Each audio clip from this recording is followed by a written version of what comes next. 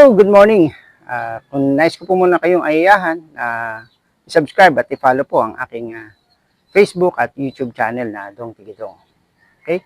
Kung napapanood niyo po ang video nito ngayon, paabutin po hanggang dulo.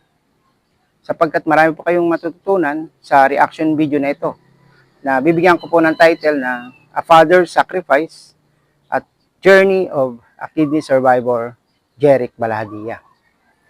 Ginawa ko po ang video na ito upang maging gabay sa mga may sakit sa kidney at dialysis patient. So, sa ngayon, according sa National Kidney Transplant Institute, meron po sa Pilipinas na 7 million na kidney patient. At bawat oras po ay may nadadagdag na isang pasyente. Pakikilala ko muna po sa inyo si Jeric, ang ating kidney patient, at ang kanyang tatay na si Elpidio, at kanyang nanay na si Irene. Unang-una, Irene, gusto ko magpasalamat sa iyo dahil sa pag-reach out sa aming team Roel Lipat. Ikaw po ay nagtiwala sa amin. Salamat dahil sa iyo, hindi na po nagdadialysis si Jeric at siya po ay bumalik na rin sa pag-aaral. Nang malaman po ng mag-asawang Irene at Elpidio ang sakit ng kanilang anak, dito na po nag-umpisa ang kalbaryo at paghihirap na dinaranas ng mag-asawa. Lalong-lalo na rin po si Jeric. Dahil po sa murang gulang, ay nag-umpisa na po siyang mag-dialysis. Ito po ang kanilang ginawa. Mula nang malaman nila, si Irene po ay nag-aaral mag-dialysis para po tuloy-tuloy ang pagdadialysis ng kanyang anak. At ito po ay 5 beses sa isang araw dinadialysis. Isa pa pong problema nila ay ang pagkukunan ng gamot. Pagkat sa isang araw po ay 51 na gamot ang kailangan pong ipasok, inumin ni Jeric. At ginawa po nila itong panibagong step, lumapit po sila dito sa atin, sa Team Kapuso muna. Shout out kay Ma'am Miss Tour, kay Miss Jane Lastimoso, at lalo na kay Cristal Porte. Siya po ay lumapit kay Cristal Porte, nilapit naman po at pinadala sa akin ang larawan ng mga sugat at pilat sa buong tiyan, buong dibdib ni Jeric. Kaya naman po tayo naawa at talagang nabagabag at binigay po natin kay Sir Well ang baraha. Pinasa po natin sa kanya at doon na po nag-umpisa ang journey at ang pagtulong ng Team Roel Lipat. Ganito po yon. Si Sir Roel Lipat po ay binigyan po sila ng pamasahe upang pumunta mismo kay Rapid Tulfo sa programa po ng Rapid Tulfo in Action. At kahit nga po sobrang haba ng pila, madaling araw, kailangan umalis sila ng bahay. Ito pong si Jeric ay idinadialysis mismo doon po sa sasakyan upang hindi po niya malampasan ang pagdadialysis. So ito po ay isa pa sa hiningi sa kanilang pamilya ay yung show money na 200,000 na hindi naman po nag-atubili ang Team Roel Lipat na ibigay po sa kanila ang 200,000 o ipahiram. At doon na po nagpatuloy ang isa pang balakid ay ang compatibility test. No? So si Elpidio po ay nagpa-check, nagpa-laboratory and a series of testing bago po talaga sila naisala. And comes August 6, 2024 ay naoperahan na po finally at ito po ay naging successful. Panoorin po. Para sa amin at sa lahat po ng tinutulungan. Maraming pong salamat. Kay Sir Dong, maraming salamat po, Sir. Sis Christy, salamat po.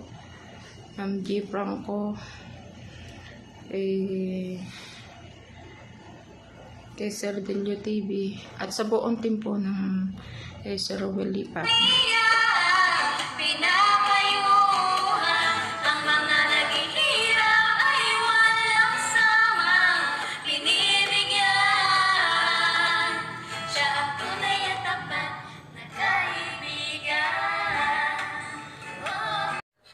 Balikan ko po ang mga naging bida sa buhay po ni Jeric. Ang kanyang ina si Irene, hindi po matatawaran ang kanyang sakripisyo. Siya po yung naging doktora, nagsilbing nurse, nagsilbing tagapagsalita ni Jeric. Tawagan sa mga charity vloggers hanggang nakarating po sa ating Team Ruel Lipat. Kaya saludo ko sa iyo, Ma'am Irene Balahadja. At ito po ang ating pong superhero, unsung hero, ang nananatili sa likod ng ating kwento, si Elpidio, ang kanyang tatay. Hindi po matatawaran ang sakripisyong ginawa ni Tatay Elpidio. Bakit po? Unang-una, ang sacrifice ng father ay ang magtrabaho ng tuloy-tuloy, walang pagod, hindi napapagod para sa kanyang pamilya.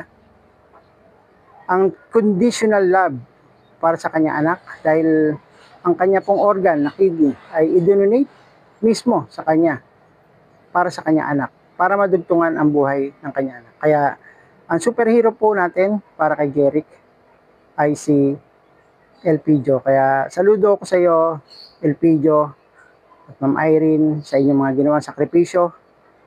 At ang ating pong ka-team, Team Ruel Lipat, team leader, ang gusto ko pong bigyan ng commendation, ang kanya pong walang sawang pagtulong hanggang ngayon. Ilang taon na?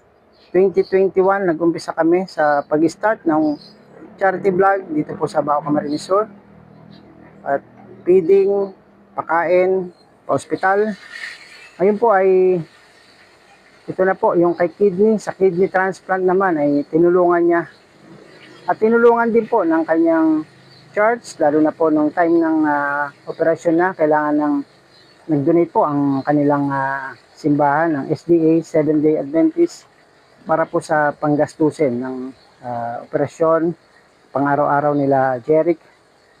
Yan po, ka Team Ruel Lipat, shout out po. At kay Miss Luz Lipat. Ito pong si Sir Ruel o paring Ruel ay handang tumulong sa mahirap, kahit sa anong gawain, kahit ano po ang kanyang kasuotan, pa-t-shirt, katrabaho, mapa gentleman dress. Ito po, ayun po, siya po ang ating hero, ang ating Superman, ang Superman sa buhay ni Jeric. Dahil nga po wala po siyang hinihinging kapalit. Siya po ay kahit wala pong views ang kanyang mga videos, tuloy-tuloy pa rin po ang kanyang pagtulong. Tatandaan ko po ang video po na ni Jeric na umangat po ang views na hanggang 1,800.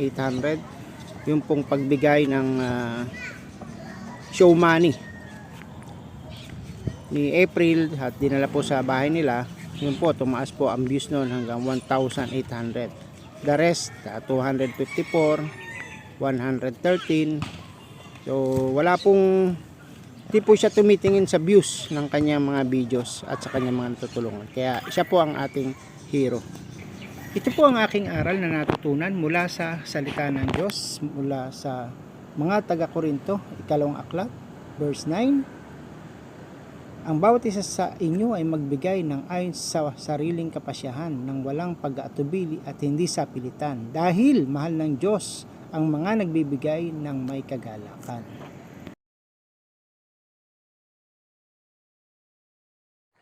Gusto rin pong bigyan ng commendation ang admin ng Team Kapuso, dahil nga po si Miss Tour at ang buong Team Kapuso ay naggawa ng Grand LS para sa cause, para po sa operasyon ni Jeric.